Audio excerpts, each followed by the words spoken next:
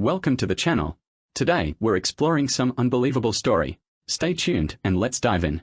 We were enjoying our customary family supper at the kitchen table, just Emily and myself, since our children had grown up and left home. The supper was a basic vegetable stir-fry that I prepared. I fixed supper for her today since she had something going on at the school where she worked and was late returning home. Emily normally gets home before me, but not tonight. We determined long ago that family meals were essential not just for Emily and myself, but also to spend quality time with our children. I was ready to refill my coffee cup when my 50-year-old wife said something I didn't understand immediately away. I was sidetracked by thoughts concerning a job problem and wasn't paying full attention to her. I most likely misread her since what she said made no sense. I saw her looking at me carefully, waiting for my reaction. "What?" I questioned, perplexed. She looked at my face with a peculiar expression. "I've been seeing Ryan," she said hastily. "You're the new PE instructor at school." "Ryan Miller. I know you've met him." I knew who Ryan was, but I was trying to figure out what she was saying. I suddenly felt a strange sensation in my stomach. "So, are you seeing him? What does this mean?" I inquired, attempting to digest the words. Emily took a big breath. "We have become buddies, Daniel. I've been having lunch with him and spending time with him after school. You know, meeting him, hanging out with him sometimes." I scoffed. "Christ, Emily, what are you telling me? Are you having an affair?" It was a joke, and I waited breathlessly for her to retract my ridiculous statement. Instead, she studied me intently and said, "Yes." "Yes," I snickered in astonishment. "Are you having an affair?" "Yes, Daniel." "This can't be true," I began to say, but nothing came out. "Please just listen," she said hurriedly. "I realize this is shocking and I understand what you're thinking, but it's not like that. It's not always a terrible thing, sweetie. I simply wanted to tell you about Ryan because I love and respect you. I always have." "Do you respect me?" "Love me?" I gasped. "How can you?" "It's true," she said. "You have always been my number one man. Marrying you was the nicest thing that has ever happened to me. I adore you and will never give you up. I adore you so much." I couldn't keep seeing him without saying something to you. My gaze fixed on her face, hoping that this exchange was a joke, perhaps a setup. Emily loved me just as much as I loved her. She could not be having an affair. But when she wouldn't recant her assertion, I sought to find out what was going on. "I don't know what to say, Emily," I told her. "I'm completely confused right now." "Please don't feel bad, Daniel," she begged. "Yes, I have been seeing Ryan, but he is only a buddy. I do not love him. Consider this, honey, my being with him has had no effect on our love or connection." I gritted my teeth, still reeling from the unexpected turn of events. "How do you tell you love me?" I asked. "I do love you," she said genuinely. "We have a wonderful marriage and I will always appreciate it. But I also need to have other male buddies. I've never complained about you having female friends." "I know that," I said, feeling my fury grow. "I appreciate it. But that's all Ryan is for me. I always love being with you, Daniel," she told me. "But when I'm with Ryan, things are different. He's much younger than us and has a different perspective on these issues. I must confess that sometimes he makes me feel like a teenager again." "Stop," I wept. I tried to be reasonable, but my self-control abruptly shattered. I had to interrupt her romantic narrative. "Please spare me the details of your scandalous affair. I don't want to know about your feelings for him or what you two do behind my back." Emily saw the fury on my face and responded carefully. "I'm sorry, Daniel," she said. "I understand it's a sensitive issue right now, but I want to be honest. Please do not hate me. Yes, I am dating Ryan, but you do not need to worry about anybody finding out. We have been extremely discreet. Nobody knows. We both made certain of that." "Is that supposed to make me feel better?" I asked incredulously. "No," she said gently. "I just wanted to let you know. We are not demeaning you in public, just in private. Please trust me, Daniel." Ryan will not take your place. He's simply a great young man to hang out with for a long, and he receives something from me that you never miss. I will always put you first in everything. And please trust that I never intended to harm you. I was fuming at her cavalier attitude. A favor. Someone she just hung out with. My cheeks heated with rage, and my eyes blazed at her. Are you kidding me? I sputtered furiously. You're sorry, selfish, conniving. I screamed out, you damn cheating, cold-hearted, how could you? She let me complete my outburst before saying, I guess I deserved that. I couldn't take much more. I sprang up so quickly that the chair I was sitting on tipped over backward. Spinning around, I marched furiously out of the room, my coffee abandoned on the table. Daniel, where are you going? Emily wept. Don't leave. Please. I need a minute to process this. I yelled back at her, give me a few minutes and I'll be right back. I rushed out the back door as she moaned, okay, my love. I came out onto the large terrace at the rear of our home, red-faced and panting profusely. An affair. She's a cheater. I was enraged by her disdain for me. I hammered the railing in fury before attempting to calm myself. I'm normally very even-tempered, but today, after hearing my wife speak about her infidelity, I lost control. For years, my capacity to maintain stoicism and emotional control had served me well. As an accountant, my sympathetic, level-headed assessment of customers' circumstances helped to calm them down and find a solution to their financial troubles. Unfortunately, this was unique in that it was personal. I couldn't believe my wife, 50 years old and married for more than 22 years, was having an affair with a younger man she works with. Yes, I had met that man. When I first met him at a school gathering, I assumed he was a friend of hers. Emily presented him as a nice acquaintance and I foolishly trusted her. Now I realized the difference. My head was filled with terrible pictures from what I had just heard. I took a few long breaths and attempted to relax. I needed to think, which I couldn't do if I was disturbed. Returning to the kitchen and yelling at her will just escalate our argument. Cursing her out may feel nice at first, but it will be unproductive in the long term. Yelling and yelling have never been my style. If I knew Emily, shouting and swearing will just make her obstinate and hardened in her stance. It would provide me with no knowledge on how to get her to quit. No. I have to attack this problem utilizing all of my abilities. I had to push myself to go back to my objective, unemotional accountant character. I required knowledge about her affair in order to conduct an impartial analysis of the data. It took another 15 minutes for my blood pressure to decrease. When my pulse stopped beating and I could breathe properly again, I returned inside the home to face my cheating wife. Emily remained at the kitchen table, fidgeting anxiously with her coffee cup. She looked up as I arrived, her anxious face scarcely concealed. She waited for me to seat back down before speaking, but I raised my hand to stop her. Wait a second. Let's start this over, I remarked calmly. Needless to say, my love, I never expected this tonight. I have to say, Emily, I'm completely amazed and pretty upset right now. Oh, Daniel, you don't have to be, she began, but I lifted my hand again to silence her. Hold it. So what's your plan now? I guess you want me to forgive and forget, is that it? You've been seeing a guy at work behind my back, and I'm supposed to just forgive you. Well, not exactly, she said, her expression troubled. I knew you would be unhappy. I cannot blame you for this. I simply wanted you to know what was happening. I didn't want to keep you in the dark any longer. I cursed before I could control myself. What did that slick jerk say when you told him you were going to tell me? Well, he thought, we both thought it's for the best, Emily said me. That's what he said. Not exactly, though.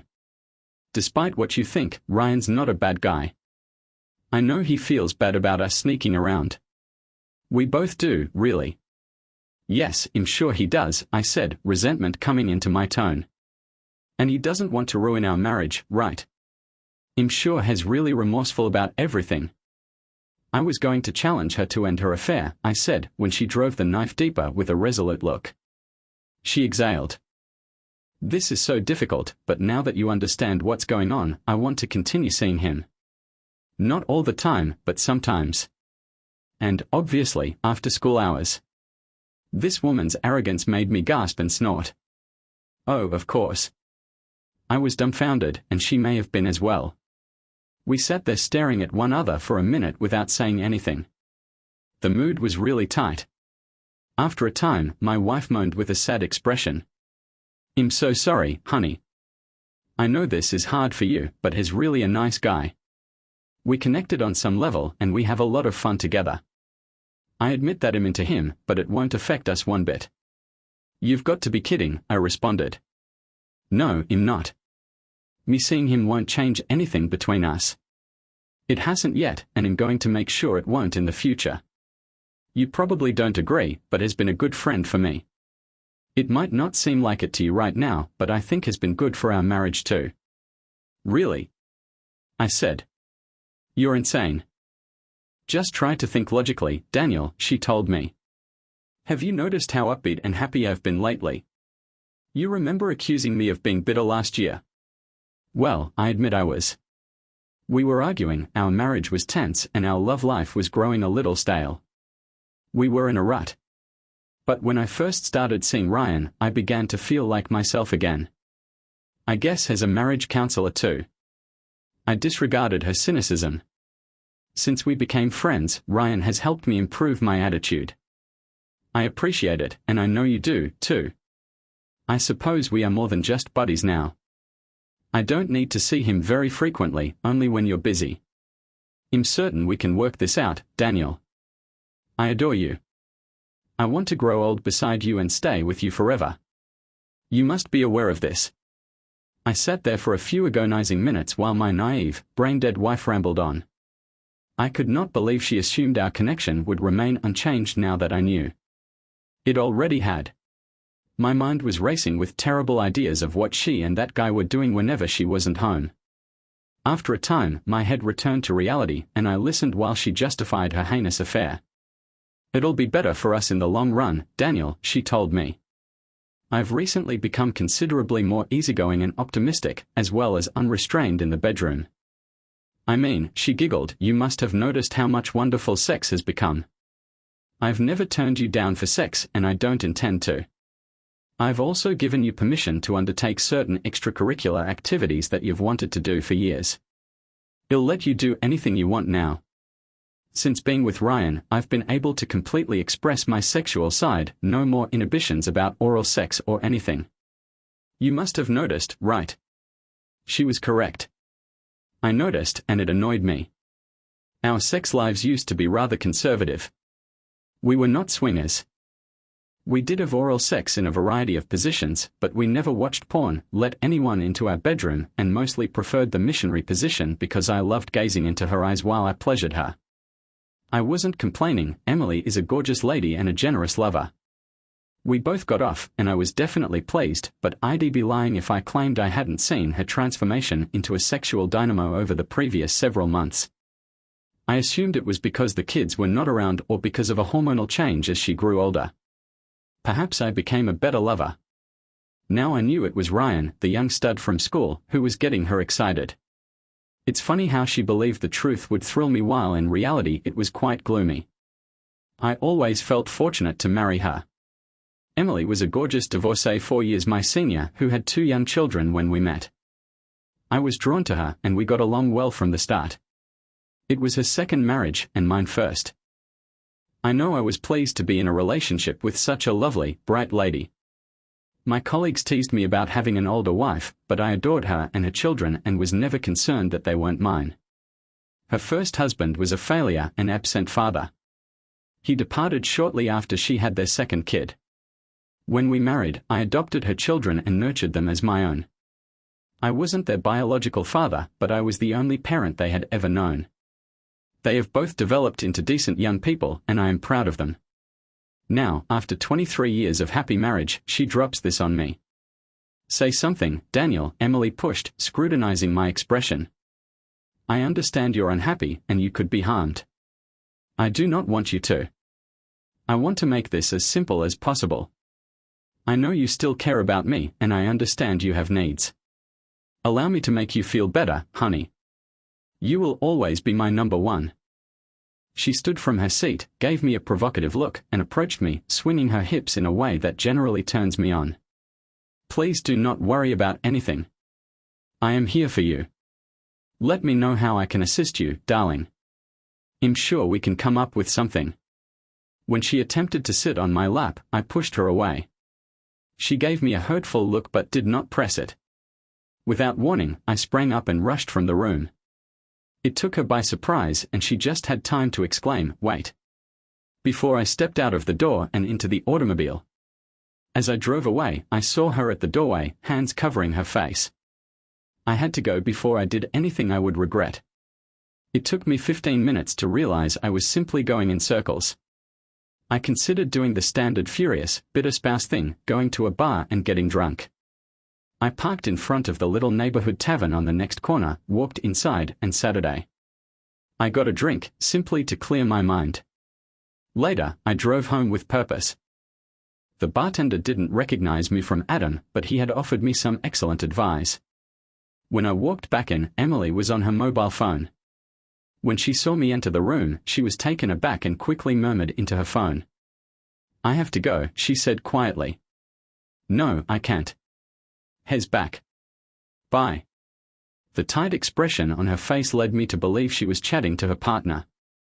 I pushed myself to be cool and determined. I had to do as the astute bartender instructed me. When I returned to my seat, the cold coffee cup was still there. Emily sat across from me, looking serious. "Daniel," she began to say before I interrupted her. "Hold it. Let me speak," I murmured calmly, despite the crushing anguish. "I am not sure I want to hear this, but I believe I need to know how your affair began. I'm hoping it will help me deal with it." With a stern expression, I said, "So how long, Emily? How long have you been abandoning our wedding vows?" Emily let out a sigh. "Right to the point." "Not too long," she confessed. "We had been pals for a time. It did not become tangible until some months ago. He made me feel special and encouraged me to explore my sexual feelings." She exhaled deeply, as if telling me this tale had relieved her mind of a heavy burden. "So, where should we proceed from here?" I asked. "You just confessed to lying and cheating on me over months. How do you suppose I'm feeling? My unfaithful wife is being cheated on by a young stud who is barely older than our children, and I had no idea. Do you expect me to compliment you on your cleverness?" "No, not at all, Daniel," she answered, reaching across the table and taking my hand. I tightened up but did not back away. Regardless of how upset I was, I still loved her. "Please understand," she added, "I feel really embarrassed of misleading you. I regret that I let you down.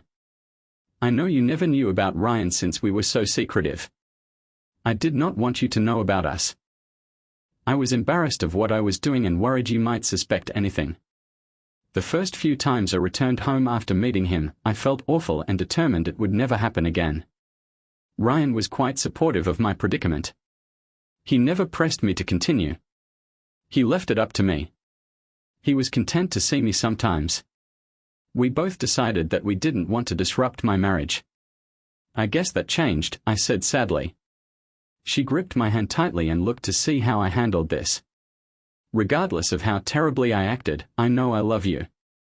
Ryan's a nice man and he'll be an excellent catch for a happy lady someday, but he can never replace you." I told him repeatedly that we'd never be more than friends with benefits, and he agreed.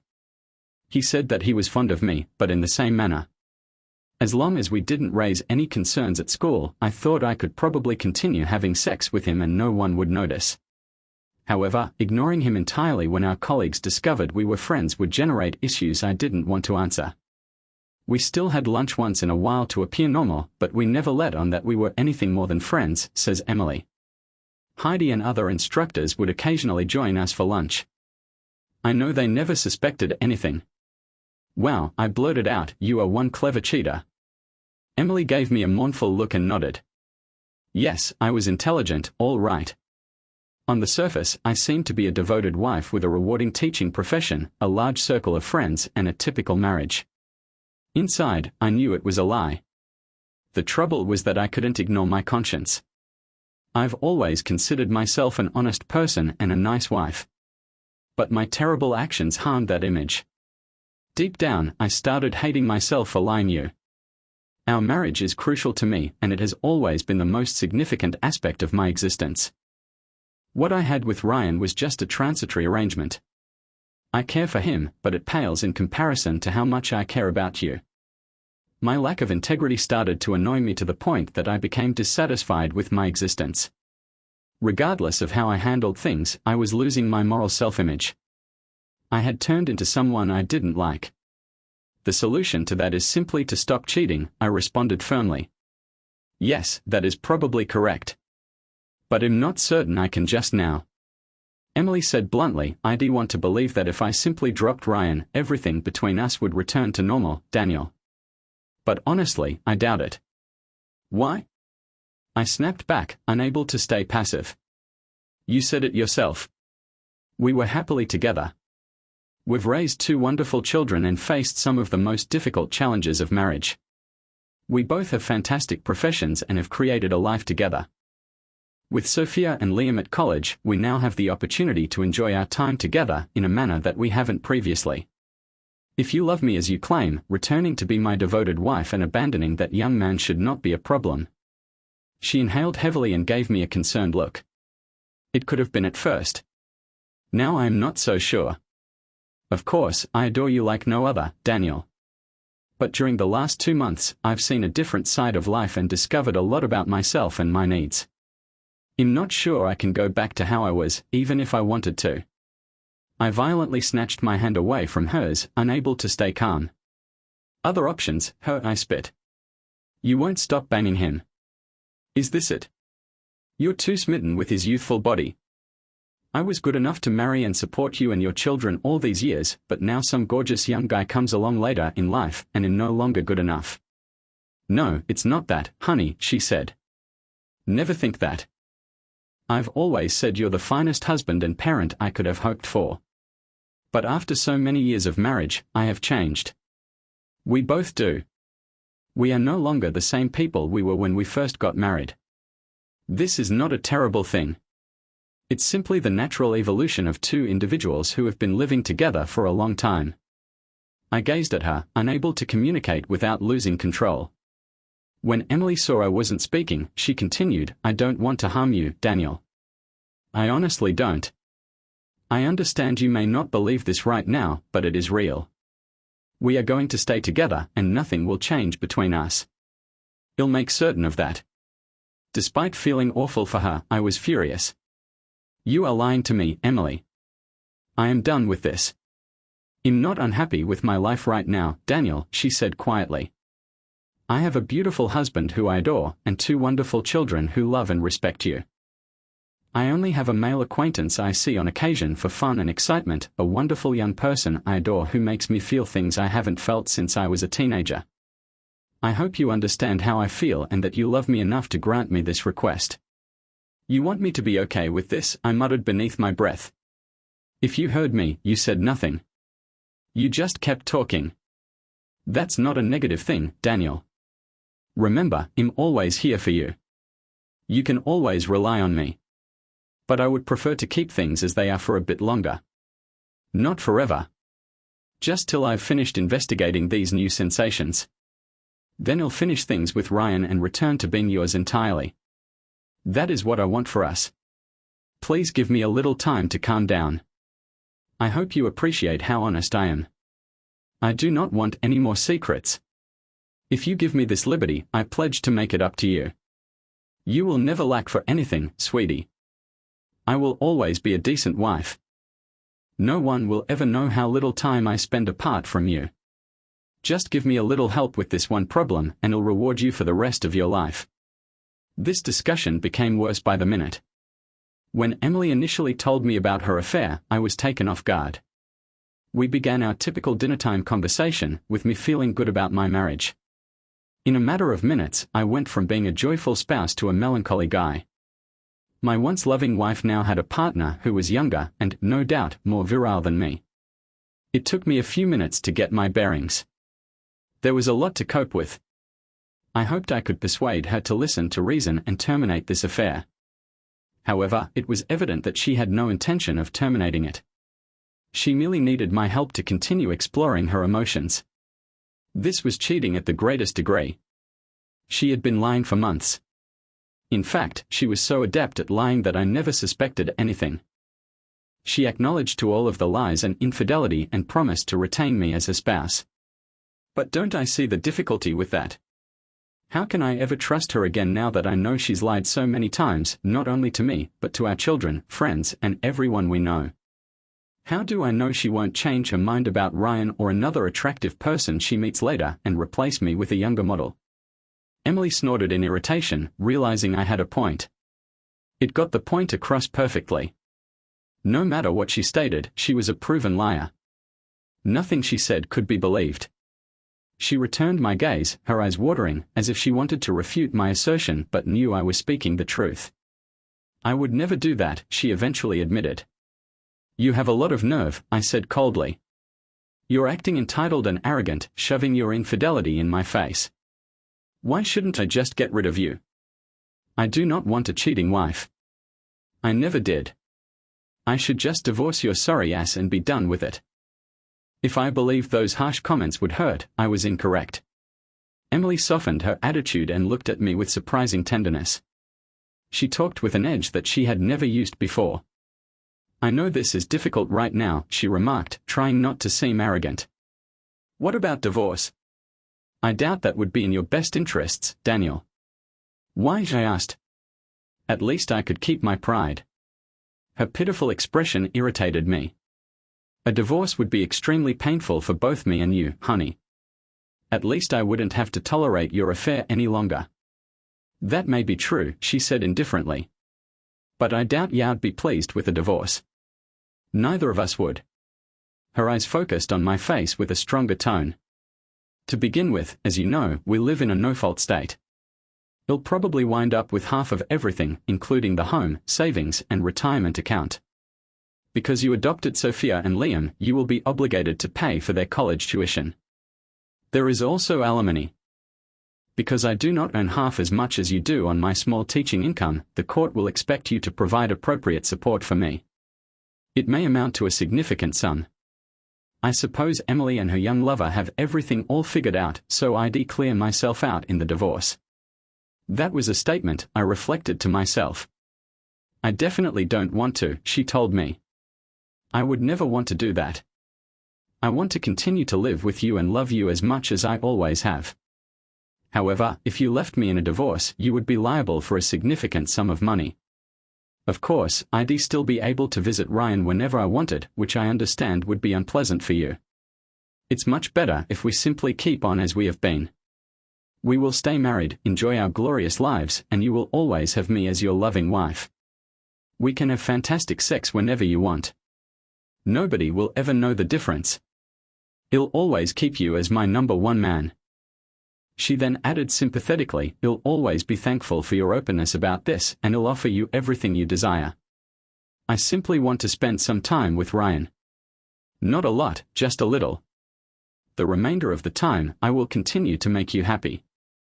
I was happy before you laid this on me, I remarked cruelly. Now I know I'm just a stupid cuck for my faithless wife and that bastard you work with. It's not like that, Daniel, she said. Emily frowned over my accusation. It wasn't anything I hadn't spoken before, but Vanessa could have heard it for the first time. She gave my wife a knowing look before returning her attention to me. I didn't mean any harm, Daniel, Emily said softly, her voice catching. I hadn't thought. I thought you may like having both of us. I know you don't want me, but Vanessa is a really attractive lady. She wanted to join us tonight. I thought it would be fun. Well, screw that, I said. What do you intend to do next? Drug me and put me in a trance so I lose my mind. Come on, Emily, we didn't do anything terrible. Oh yeah, I fired back. I have an idea. Why don't you both invite Ryan over? I'm sure that horny bastard would jump at the opportunity to bang a couple of ladies like you. And, since you're so into it, how about I phone a couple sick people I know? You might have an orgy. Wouldn't that be wonderful? Consider how many guys would want to screw you two tonight. Please stop it, Daniel, Emily begged, irritated. I get it. We made an error. Okay, don't go wild and be so disrespectful. So now I'm the crazy one, I sneered. Well, I'm out of here. I rushed out of the room, feeling my fury rise again. The whole event left me feeling weakened and emasculated. Emily clearly thought about him. I knew I couldn't compete against Ryan, a young, fast-talking guy. I despised him for seducing my wife, but at the time, I was probably more unhappy with her than with him. Emily was silent throughout the way home. She muttered a few pleasant things to me, but largely she simply sat there gazing out the window, perhaps thinking about the bizarre scenario in her classroom. I had no idea what she felt of Ryan now. I'm probably more impressed with him than ever. I realized my standing had plummeted. I came out as weak, perplexed, and uncertain, but Ryan boasted boldly about his regard for me and his admiration for my wife. We went home, and as I struggled up to my bedroom, I felt like I was 63, not 44. Emily could see I was sad, and she attempted to make me feel better, but it didn't work. She even proposed giving me a back massage and maybe more, to help me go asleep. I wasn't interested in having her touch me at all. She gave me a sorrowful grin as she changed into her nightgown and snuggled next to me in bed. The following night, I relocated my clothes to the guest room. Emily was really disappointed by this. She fought with me to remain, but I told her, "What's the purpose now that you're having fun with Ryan?" She responded that I was her spouse and my place was at her side. She even offered to give me anything I want sexually provided I remained by her side at night. I ignored her for a while and eventually found myself asleep on the little single bed in our guest room. Emily went to bed that night, weeping. That week passed in a haze. Emily and I woke up, went to work, returned home, ate supper, and then went to bed. Later, we'd argue and she'd just deny that I had any cause to leave her. She said I was simply being silly and that I may return once I recovered my composure. I refused to back down, and we stopped sleeping together after that night. Emily was usually home before me, which was not surprising given that I worked later than she did. She was always prepared with food, and we ate quietly. We didn't have any weekend activities, so we spent Friday and Saturday evenings at home watching television. After watching TV, we'd head to our own bedrooms to sleep. I was never sure whether she was still dating Ryan. She never told me for sure, but I assumed she was. Even if I arrived home on time, she had plenty of time to screw him after school was out. He didn't live far from their school, so I was certain they were together. She did her best to hide her affair from me, but I was not foolish. After seeing her beaming look as he spread his crap in her classroom, I realized he was probably receiving more sex from her than I ever had. Emily knew I was sad. She remained pleasant throughout and indicated that she was eager to rekindle our love life if I want. In the evening, she would wear something provocative and ask if I wanted her assistance, while giving me encouraging glances. We both attempted to keep our chats light and informal. A few months after the argument in her classroom, I returned home exhausted and dejected. I saw Emily's vehicle in the driveway. There was another automobile next to it that I didn't identify. I stepped inside the home and saw Emily with another lady on the terrace. They were both reclining on our lounge chairs in swimming suits. They weren't sunbathing since the sun was low, but rather lounging in the shade while drinking glasses of wine. Emily heard me enter and got up to go inside. "Hey, Daniel," she said, "I'm glad you're home." She moved to kiss me, but as usual, I turned my cheek. She seemed astonished when I stepped away from her hug and passed her. I went into the den for a bit to get away from her. When I came out, I discovered Emily in the kitchen. I walked inside to fetch a drink, then went to the living room and switched on the television. She arrived a few minutes later with a glass of wine. "Do you mind if I join you?" she inquired politely. I realized that she had changed. She was now dressed in a small tank top that clung snugly to her body, leaving her arms and shoulders exposed. She also wore a pair of tight, tiny shorts. Her pungent perfume was impossible to ignore. "Suit yourself," I answered, seated on the couch. I moved to the side and gave her the remainder of the couch. She made a point of sitting right next to me. Emily's romantic feelings became stronger throughout the program. I knew the alcohol had made her a bit euphoric, maybe even horny. She wasn't inebriated, but as her head crept near to my neck, I chose that opportunity to remark, "I need to use the bathroom." I calmly pushed her back, stood up, and went away. As I exited the room, she gave me a strange look since I virtually never declined her approaches. I finished in the restroom, but instead of returning to the living room, I entered the kitchen. "Are you coming back?" she asked. "This show is getting good." "Not right now," I said, remaining in the kitchen for a moment. When I'd had enough, I left the kitchen with a drink and walked directly into the den, closing the door behind me. As predicted, Emily answered the door a few minutes later. "What are you doing?" she inquired, smiling. "Just some things I need to catch up on." "You do not wish to see the program?" "Better not," I responded. "Oh, okay," she responded, still standing there as I focused on the computer. When I didn't look at her, I could nearly feel her irritation. I could see she was bewildered. After such a great supper, I'm sure she thought the atmosphere would melt. About a minute later, I felt her hands on my shoulders. "What are you looking at now?" she inquired, staring at the computer screen and appearing to be interested. I had retrieved some documents from an account I was working on. It was a difficult financial worksheet, so I knew she wouldn't grasp it. "I got kind of busy on Friday and didn't finish this," I informed the lady. "I didn't think you'd mind if I missed the show." "Oh, of course not," she responded, smiling, but I shuddered as she rubbed my neck. She knew I like having my head and neck stroked, so she made the massage as provocative as she could. Her hands were going around my neck, scratching my head slightly.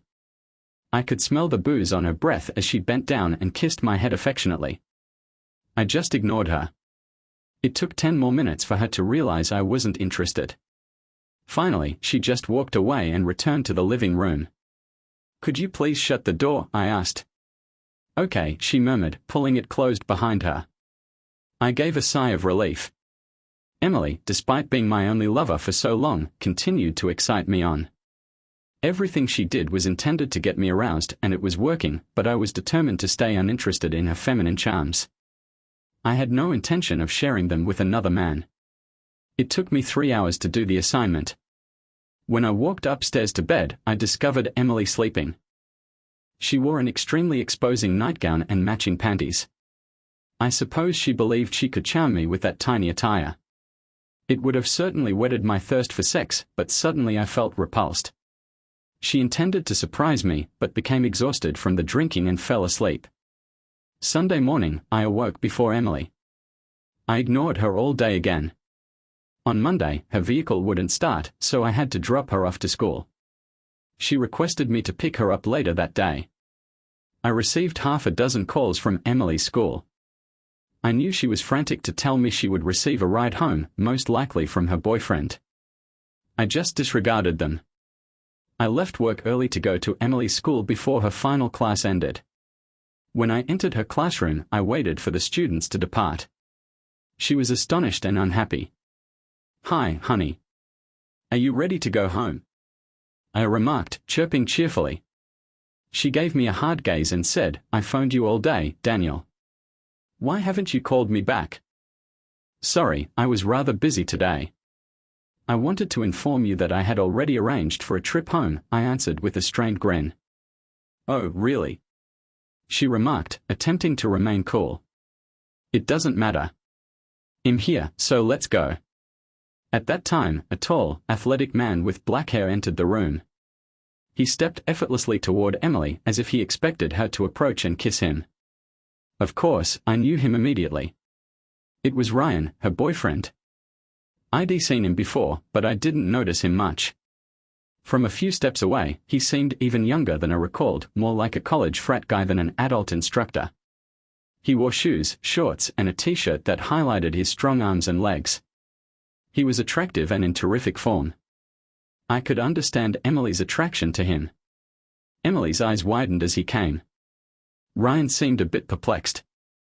"Oh, Ryan," Emily said. "I was just telling Daniel that I already have a ride home."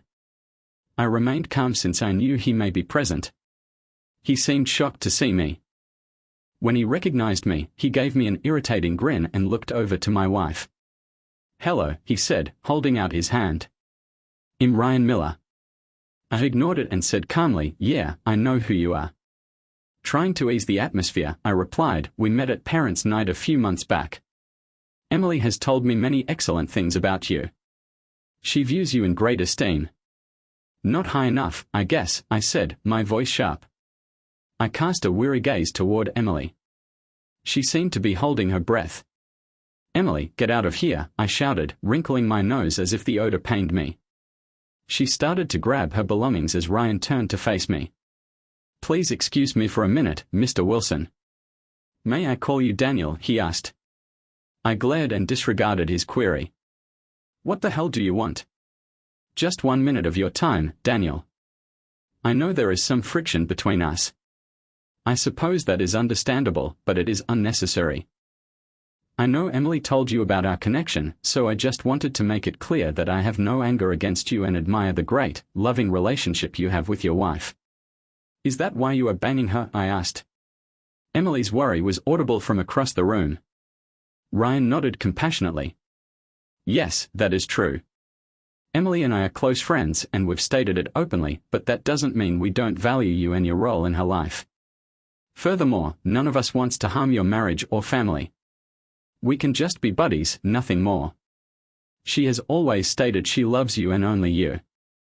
This man was smooth. He proceeded to speak with a grin. "I hope you won't resent my friendship with Emily," he told me. "She's had a great impact on everyone around her, including myself. We realized we should have consulted you before being personal in our relationship. That was all my fault. She was very correct in her conduct, and it was my fault for going too far." "So you acknowledge that you seduced her?" I fired back. Ryan lifted his hands in a conciliatory gesture. "Yes, she is a wonderful lady, and I confess I am a bit smitten. My lack of self-control caused me to behave in an unprofessional way. But trust me when I swear I never intended you harm. On the contrary, I applaud you allowing Emily to teach here so she may be a role model for the students.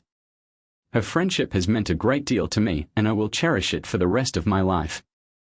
I wasn't sure what to say. I looked aside from this idiot's face to see my wife watching his act intently. Her eyes sparkled as if she were pleased by her young lover's polite attitude. Thomas Ellis lived in a tiny, tranquil hamlet surrounded by rolling hills. He was the town's history teacher, well-liked, quietly brilliant, and known for being a bit of a loner. His life was organized, systematic even. He lived in a little house on the outskirts, surrounded by bookcases, a few old family photos, and an ever-expanding collection of antique clocks. His enthusiasm for history was apparent, as seen by the way he talked about old civilizations, the complexity of human nature, and how history repeats itself, although in various ways. But there was something else in his life, a terrible secret that no one knew about. Thomas had never told anybody, even his closest friends. He had buried his history so far inside himself that he questioned whether he had dreamt it all. It all began when Thomas was a young guy just out of college. He had gone to the city to pursue his ambition of becoming a historian, which he believed would provide him with both pleasure and recognition. For a while, he flourished in this new atmosphere, absorbing information and contributing to the intellectual community. But as the years passed, the weight of a peculiar addiction grew inside him. He discovered an ancient mirror that, at first view, seemed to be nothing extraordinary. But when he looked into it, he discovered something he could not explain. It was slight at first, a reflection of a person standing behind him, but when he turned around, no one was there. He assumed it was a lighting illusion. However, the picture in the mirror gradually became more definite. He saw a lady looking at him with piercing eyes, her features both familiar and foreign. One evening, after a particularly trying day, Thomas found himself looking into the mirror, nearly hypnotized by her stare. As he looked, the lady in the mirror reached out, and he was horrified to feel a chilly hand on his shoulder. It was not a hallucination. It was genuine. The next thing he knew, he wasn't in his apartment, but in a whole other universe. For days, he went around this strange place, a dimly lighted, Gothic house with soaring windows and endless hallways. It was a universe caught between time eras, as if it were both past and present. Thomas attempted to flee, but no matter how far he went, he always ended himself back in front of the same mirror. The lady who appeared in his mirror spoke to him, her voice booming through the empty corridors. Her name was Alara, and she was a ghost, a spirit imprisoned inside the mirror. She had been there for centuries, her spirit chained to the glass by a curse imposed by an unknown being. As the days progressed into weeks, Thomas discovered more about Alara's sad history.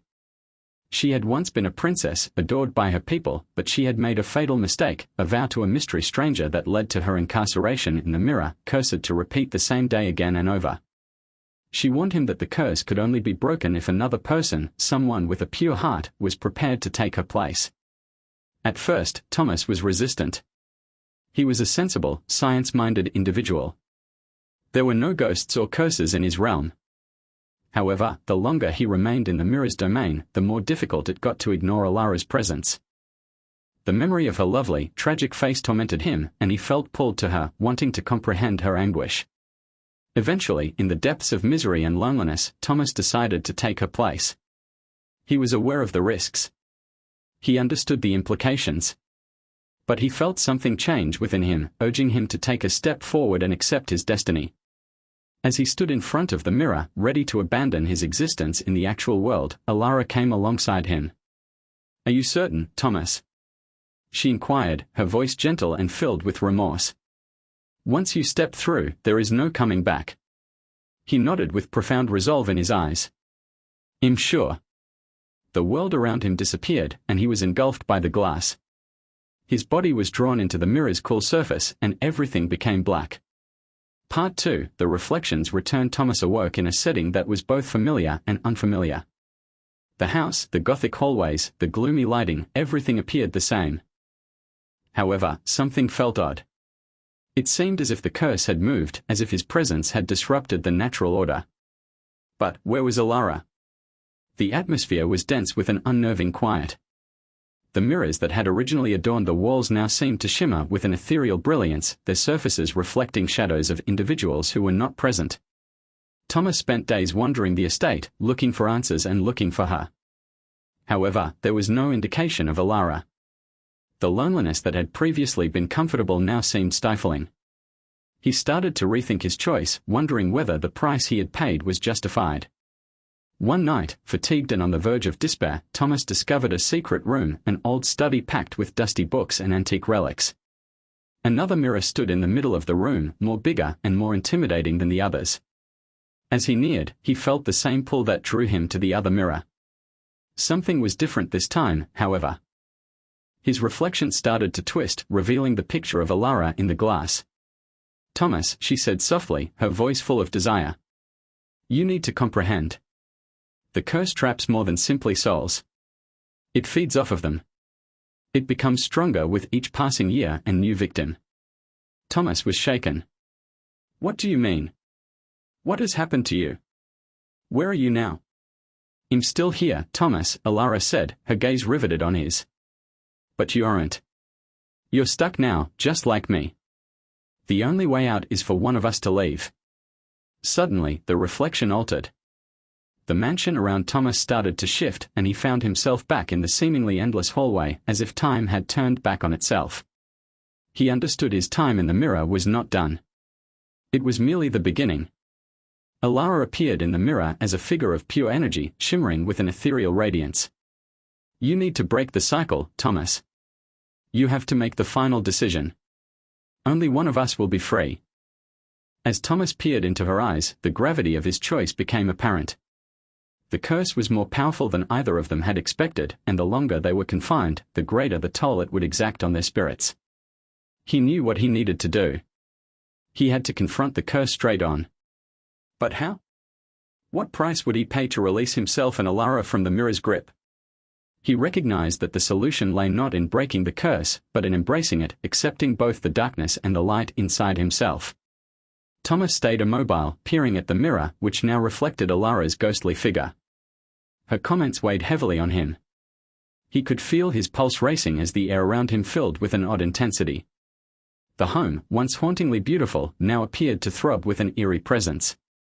It wasn't just the mirror that had imprisoned them, it was the whole area they were in, a twisted world that existed outside of time and reality. "You must understand," Alara's voice spoke again, jolting Thomas out of his thoughts. "This place is constructed around options. We need to make a choice, Thomas. Only then can we go. He clenched his hands, feeling the pain of his failure and the uncertainty that remained in his head. He had imagined that taking Alara's place would be a gesture of kindness, a means to liberate her from the never-ending cycle of suffering. But now, as he stood alone in this house, he recognized the truth: his sacrifice had merely exacerbated the curse. Stepping into the mirror transformed him into another soul caught in this fragmented world, shackled by its laws.